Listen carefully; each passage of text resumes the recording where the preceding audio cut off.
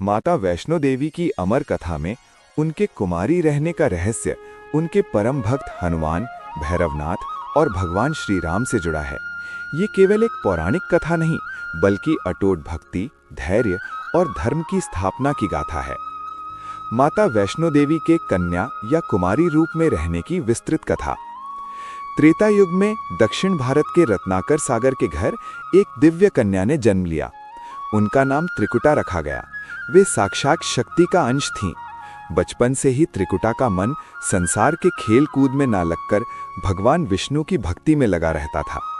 जब वे विवाह योग्य हुईं तो उन्होंने संकल्प लिया कि वे केवल भगवान विष्णु से ही विवाह करेंगी और किसी अन्य पुरुष को अपने जीवन में स्थान नहीं देंगी।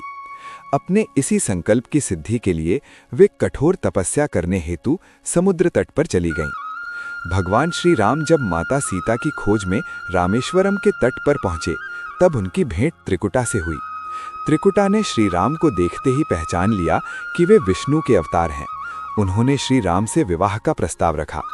श्री राम जानते थे कि इस जन्म में वे मर्यादा पुरुषोत्तम हैं और एक पत्नी व्रत का पालन कर रहे हैं।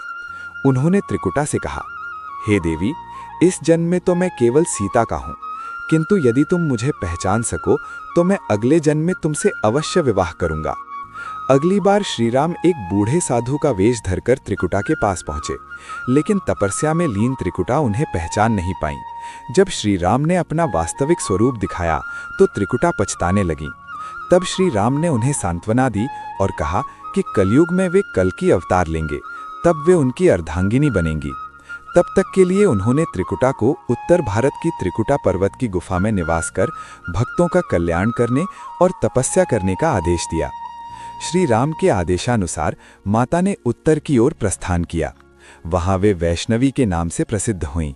इसी दौरान एक तांत्रिक भैरवनाथ माता की दिव्य शक्तियों से मोहित हो गया और उनका पीछा करने लगा। माता अपनी पवित्रता और तपस्या को भंग नहीं होने देना चाहती थीं, इसलिए वे वहां से भागकर पहाड़ों की ओर चली गईं। वे 9 महीनों तक एक छोटी सी गुफा में रुकीं, जिसे आज अर्धकुमारी कहा जाता है। इस गुफा का आकार एक गर्भ जैसा है, इसलिए इसे गर्भजून भी कहते हैं।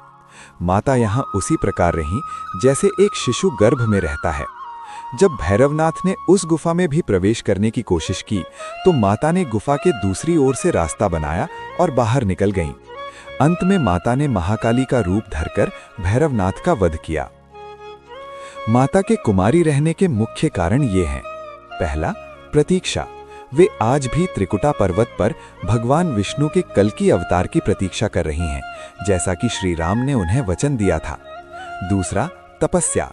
उनकी शक्ति उनकी ब्रह्मचर्य की ऊर्जा में निहित है, जिससे वे जगत का कल्याण करती हैं। तीसरा, मर्यादा। उन्होंने स्वयं को केवल प्रभु के चरणों में समर्पित किया है।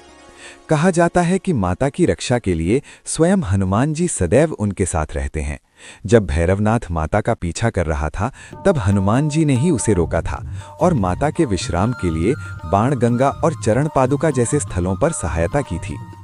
आज भी माता वैष्णो देवी अपनी उस पवित्र गुफा में अदृश्य रूप में विराजमान है। वे एक कुमारी कन्या के रूप में अपनी तपस्या जारी रखे हुए हैं, ताकि कलयुग के अंत में उनका मिलन भगवान के साथ हो सके। इसी कारण उन्हें कुमारी कन्या या वैष्णो माता कहा जाता है।